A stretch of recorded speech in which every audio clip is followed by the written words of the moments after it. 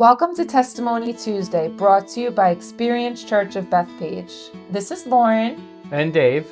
And we're blessed to be talking to everyday people who have stories of how God's favor, kindness, and mercy have intervened in their lives. While I am the regular voice you will hear each time, Dave is still hard at work behind the scenes. But I'll pop in from time to time. Join us as we experience God's compassion and love through their testimonies. Hello, everybody. Welcome back to Testimony Tuesday. And this is Lauren and Dave. Hi, guys. Hey.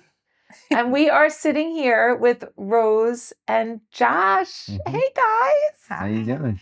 Oh, we're so glad you're here. We're so glad. So, Rose, I met you last year at the women's conference, and we, immediately clicked. And I remember just thinking you were such a bright light in the room, and you were so sweet and smiley. And I just said, "Oh my gosh, do you want to share your testimony?" And you were greeting at the door, and you were like, "Yeah, definitely." And then it didn't happen, and that's all good because we know the Lord's timing is perfect. But then this year at the conference, I don't know if you even told Josh, but I did tell Dave because I was so in awe. I was at the conference this past year and I was ready to kind of leave. And I had, gone around and gotten people that signed up. And I was walking up the steps to leave. And I was just like, okay, that's it. That's what we got. That's it. And you, Rose, were coming down the steps at that very second that I said, okay, this is it. This is what we got. And you were like, I've been looking for you. I want to give my testimony. I want to do it this year. And I was like, so excited because just that one moment where I knew it was just his timing, just impeccable. And you were so excited that it made me excited. And I said, yes, let's do it.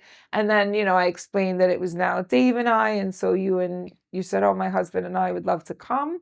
And so here we are. I know that you have a great history with, our sweet Nicole. Yeah. I always say to people that Nicole was the match that lit this fire of Testimony Tuesday to begin, because she was the first person besides Dave that I told about it to.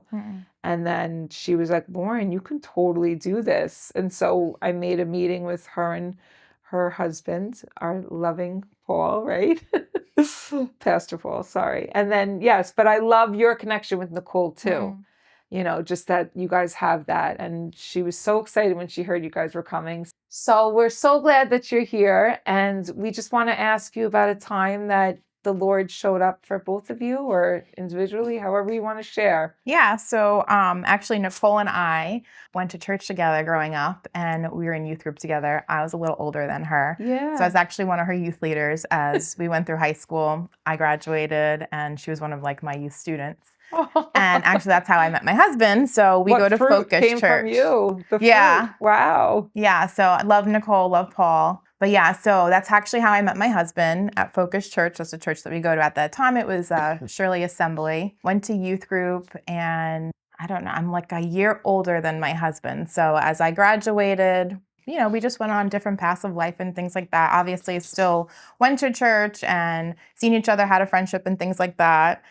And then as time grew, we have obviously same friends, and I knew that Josh had been interested in me, but I wasn't really at a time in my life where I wanted to date. And so kind of just, I guess, played a little hard to get to also. And so for a few years, I don't know how many years, my husband will probably interject and say. Like 8 years, we, just maintain friendship and stay connected. Yeah. In and out of each other's lives, and hung out, not putting any extra pressure on each other. And yeah, so almost 8 years, we kind of just had built a friendship. And then there was just this shift of the Holy Spirit, in the sense of I kind of was just doing my own thing, not really serving God fully at that time. And so we had met up, had breakfast one morning. He had been. How did that happen? We were. I think I initiated the conversation. Like I said, I needed to talk to you about something. Oh, yeah. Shocking. Because I had said that I think I was in a time where I was just coming back from like walking away from God, and then I said, no, I need to come back and start pursuing. So I started praying for my friends, and she was one of the people who I started praying for. And I think I had a more serious conversation of like, what are you doing? You need to stop playing around and come back to God. And Yeah. do you know where you're going if something happened to you in life? And she Wow. just kind of, it's probably more of a heavy conversation that a lot of people Yeah. don't have. During breakfast During at the breakfast. diner. You're like, I just wanted to. Yeah. I was like, I didn't know what I was getting myself into. I come off sometimes super serious, but I was super serious then too. And she was, But very genuine to the Yeah. point where there was this shift of like, yes, we're friends, but I could see the concern and the genuine heart for me and for my life. And so leaving the Wow. diner that day, I was like, okay, God, that was crazy.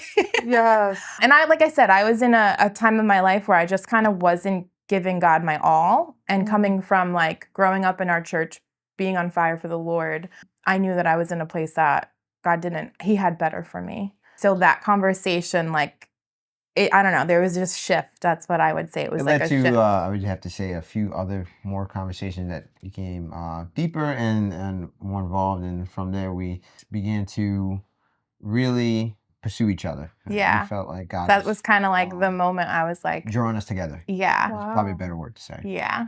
And so for a couple months, we kind of we were still friends, but definitely had more of like I think this is more serious now. I started telling like my two girlfriends, hey, like, I think like, I don't know, I'm feeling like I think I want to start dating Josh. And they're like, what? Like, he's liked you for so long. And now all of a sudden, and I'm like, I know, it's just crazy. But in that time also too, I think that my walk with the Lord started changing too. Like, again, that shift of the Holy Spirit really drawing me back in and using my husband, and not in the time, obviously, we were just friends, but that genuine concern of, what are you doing with your life? Like, God has better for you. And it's like, God, but like when you're not walking with him, there's such a difference. Well, So yeah. Yes. I think That's the key. biggest thing too is when I had that initial conversation with her at the diner, it wasn't till like, hey, I want to start a relationship. I actually was at the point where I was like, I'm gonna give up on you. Like, as a relationship part of it, it's more like I just want you to be okay Yeah. spiritually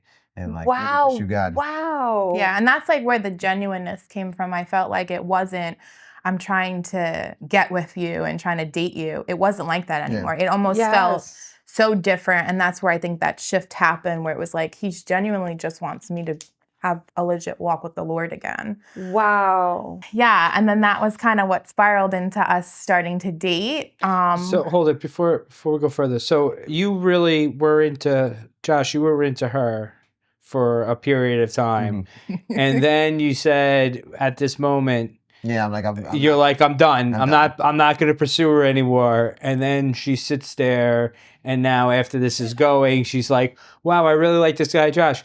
Any single guys that are listening to this, take notes. Take notes. Sometimes too much pursuing is detrimental. Very true. Yeah. Yeah.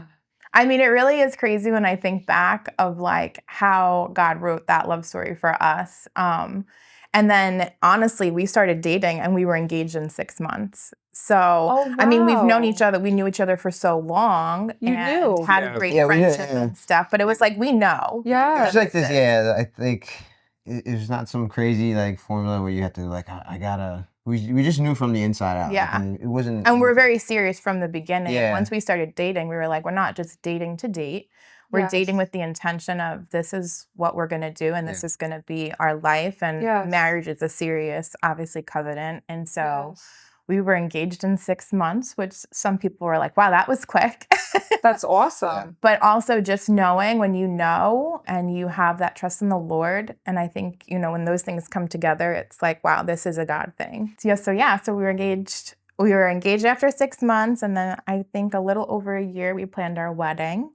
And we've been together almost 11 years. Oh my Wow. God. In September will be 11 years. Yeah. 2013 is when we started dating. But yeah, so we've been together for a while. And we have 4 beautiful children. So we have our son, Caleb, who's going to be 9. And our daughter, Kaya, who's 6. Our son Judah's 3, and then our son Levi, our littlest, is a year and a half.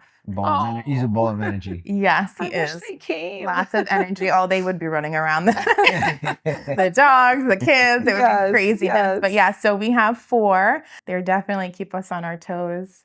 It's great though. I love being a mom of 4. Can I ask you, Rose, did you always anticipate that like your future would look this way? Like you said that like you felt a shift. So like before that shift, while you were in your growing up and you're, Yeah. in the Lord and stuff, like did you feel the future with marriage and children and all that? Like was Oh that yeah, definitely. I think as a little girl, even like I always wanted to be a teacher. I became a teacher. I mean, now I'm not a teacher and I homeschool our kids, which is still You like are a mom and teacher. Yeah. And Awesome. but yeah, I always wanted to be a teacher. I always wanted to get married and I always wanted a big family.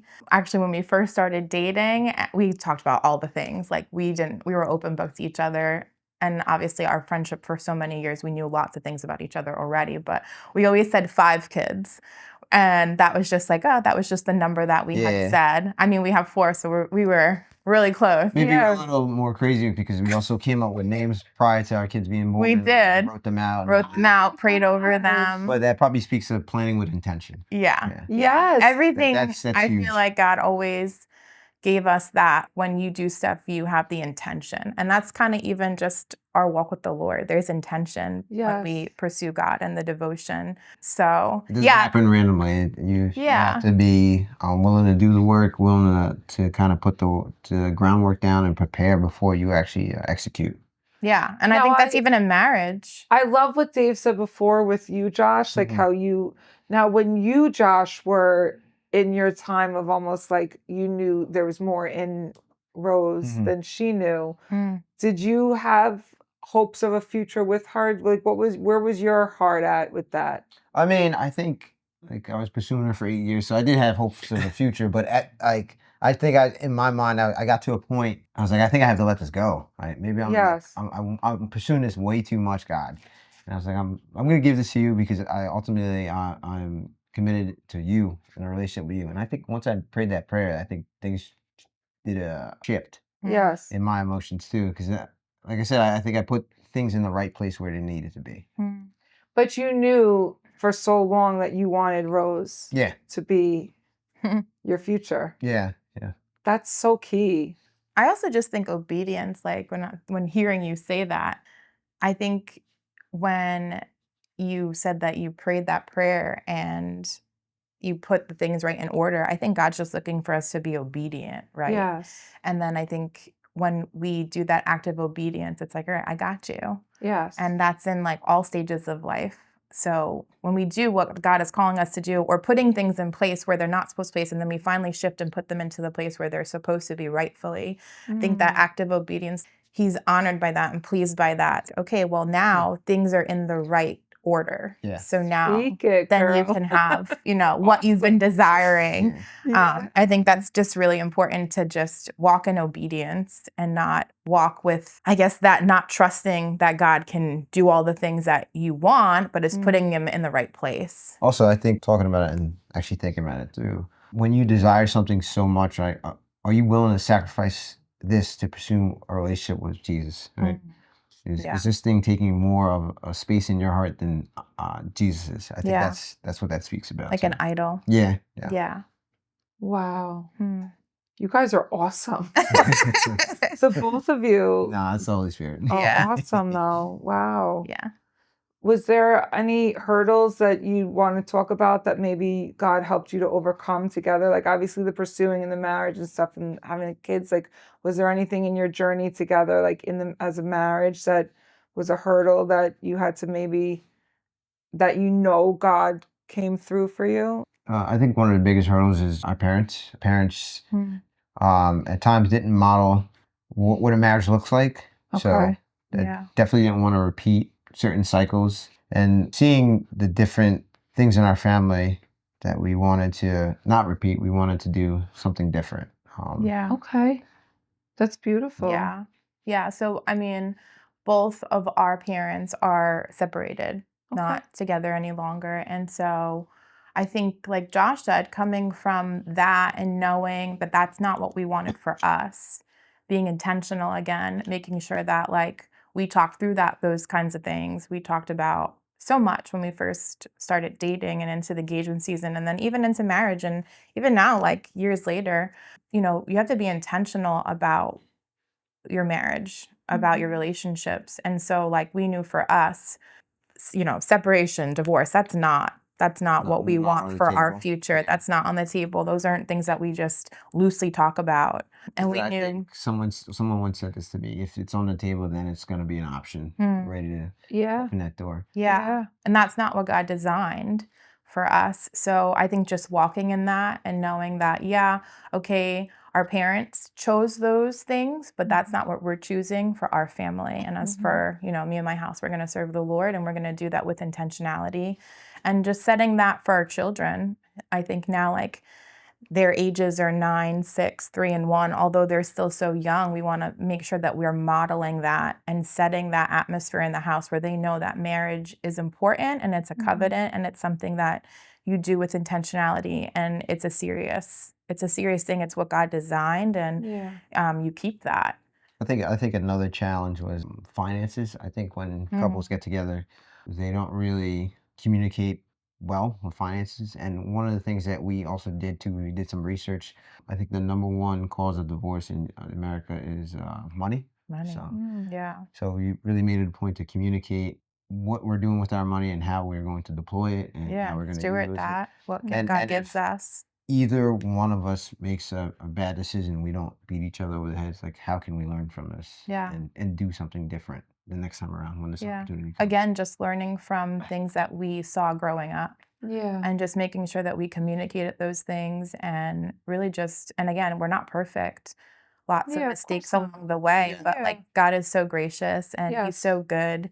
And just being prayerful together. Like I think just praying through a lot of those things and giving it to the Lord, knowing that we're not in control of it, but walking in obedience and giving them to Him and saying, Lord, like these are the things that maybe, we need to overcome but we can't do it without you. Yes. But like even just planning for a wedding as like two young people planning Yeah. this wedding, I was like, where are we gonna get this money I from? think Like it was that just really us, making Helped it. us. Yeah. So we paid for our wedding ourselves. Okay. Through Yeah. God's help in planning. And one thing we noticed too is we not only planned for a wedding but like a place to live after because we didn't kind of want to live in our parents' houses. Not to say that's bad for other people, but that's something that we wanted to kind of just start on our own. Yeah. So we came up with the number of what we had to make on down payments on the wedding, and we kind of figured that would also translate into owning a place. So Yeah. whatever we were paying month to month for the different wedding expenses, Yeah. we You would put be that paying, towards it. we would be Yeah. paying for an apartment. So that kind of Yeah. prepared us. Yeah, Yeah. definitely a season of preparation. I would Mhm. say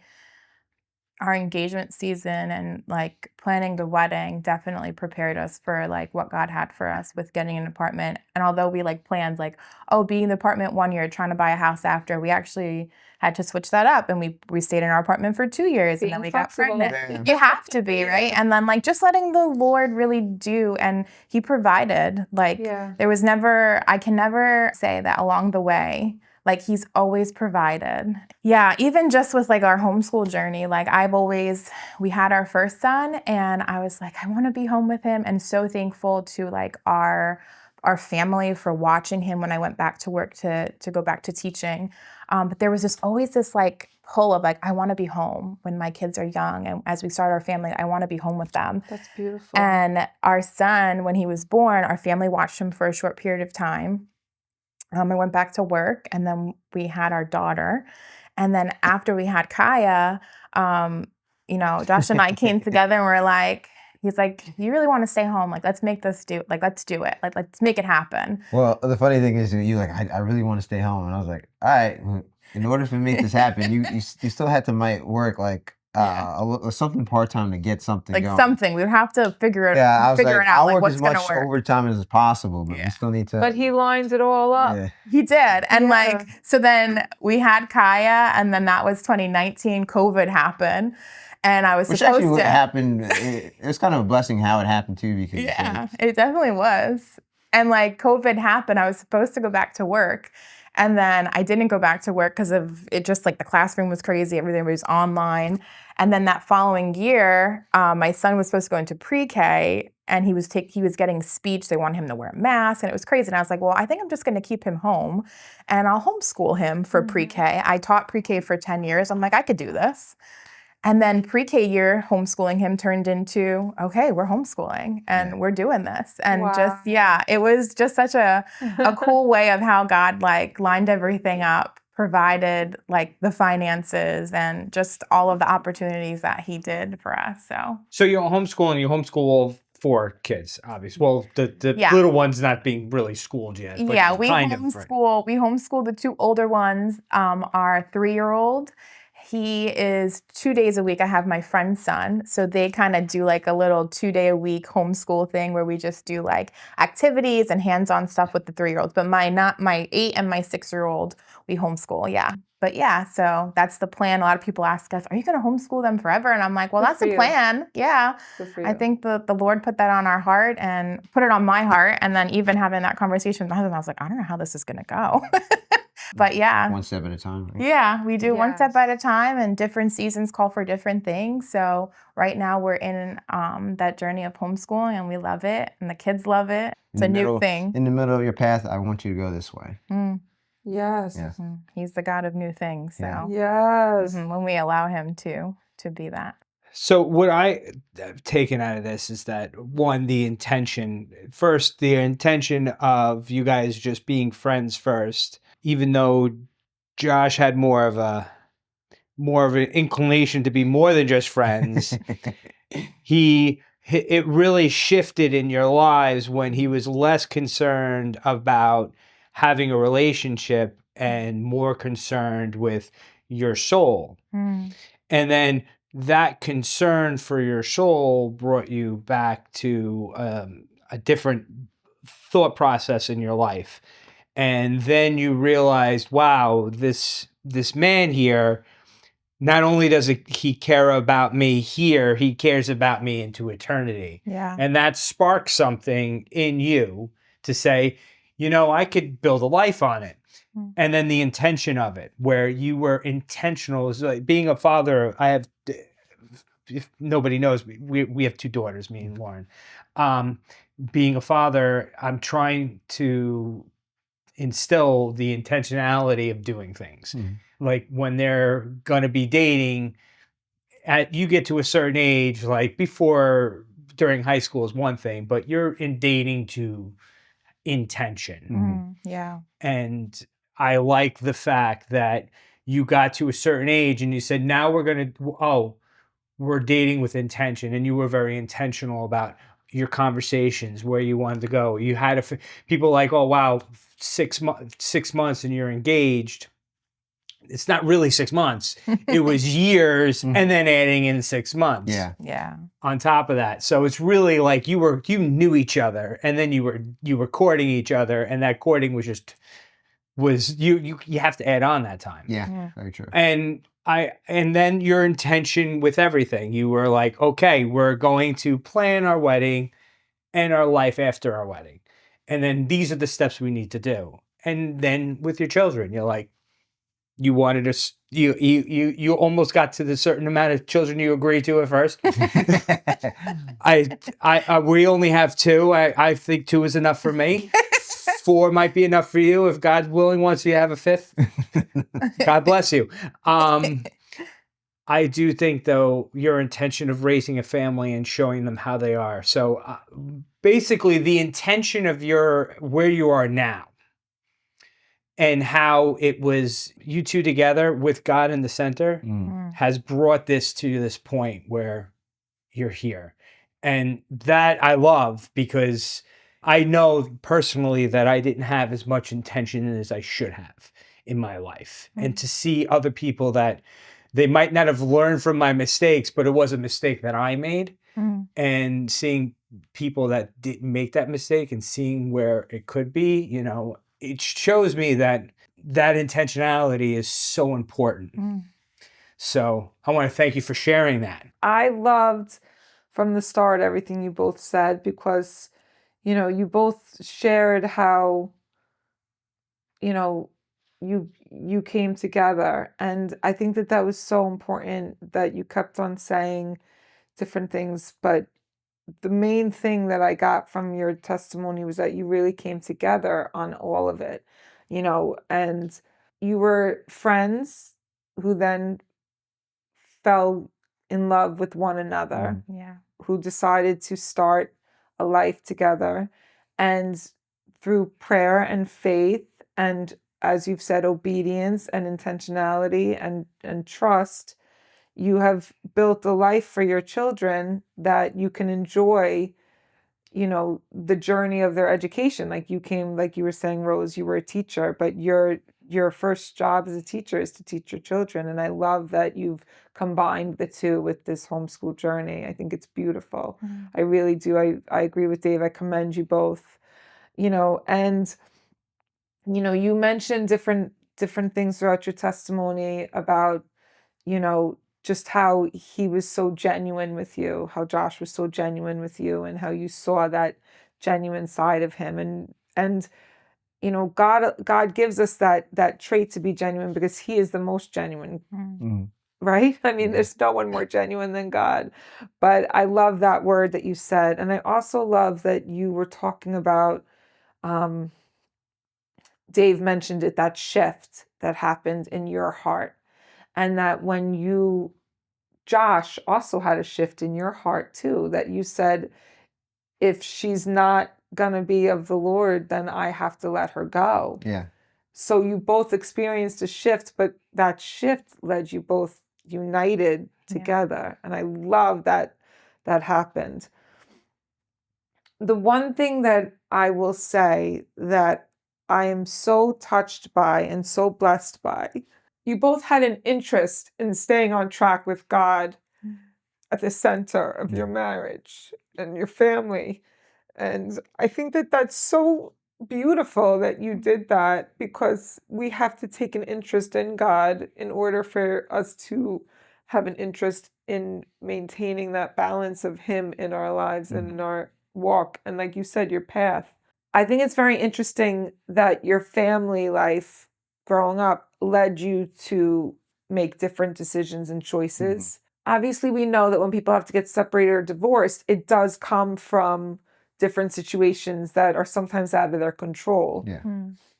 But you both made a decision together. And I think that when two people are married and they make the decision to, no matter what, through thick and thin, as long as nobody's in a violent situation or a dangerous situation, to stick it out no matter what, that's very, very, that's to be admired and that's to be respected. And when people make that decision and that choice to do so. But I love that you shared a little bit about, I don't know which one of you did. I think it might have been you, Josh, that Yeah. said about when your family's growing up and everything, and how that influenced you differently to make a different decision together to stay on course with one another. That was key, because it is the two that have to become one. It's two there first, right? So, but Rose, you kept on saying something throughout your testimony that I just thought was so beautiful. And you kept on saying that he was drawing you in. And that I love that song. It was one of the first worship songs I heard, Draw Me Close to You. And it's such a beautiful way of depicting that when we ask to be drawn closer to God, he then immediately comes close to us. And when he comes close to us, we have that ability to welcome love from all ways into our heart through others. But there's a nearness that has to be there with God. And when we're far apart from God, like you might have been, Rose, in that season, we have the risk of losing somebody that we might really need. And you needed Josh, and he knew that he needed you. And God drew you in back to him, and he drew you to one another with him at the center. And I think that's amazing, because we do have a God that wants to be close to us and that wants to be near to us and that wants us to just invite him into our lives. So I love that you shared the way that you did. I think it was beautiful. I love that you both, came and gave us a glimpse of the two of you, because like we started with, we don't really know you, Mm. but we feel like we got to really see a real glimpse of you both, and that was wonderful. Yeah. So because we have a God who just wants to have us keep drawing closer to him, and when we draw close to God and he draws near to us, we can live our life in his love. Mm. Amen. Amen. Thank you for joining us today. If you like what you just experienced, please subscribe and share this story with a friend. You're welcome to take a seat with us at Experience Church in Bethpage, Long Island, or you can visit us on our website at www.experiencechurchag.org. You can also follow us on our social media platforms listed in the description. We pray that you too can experience what it's like to live your life in God's love. Be blessed.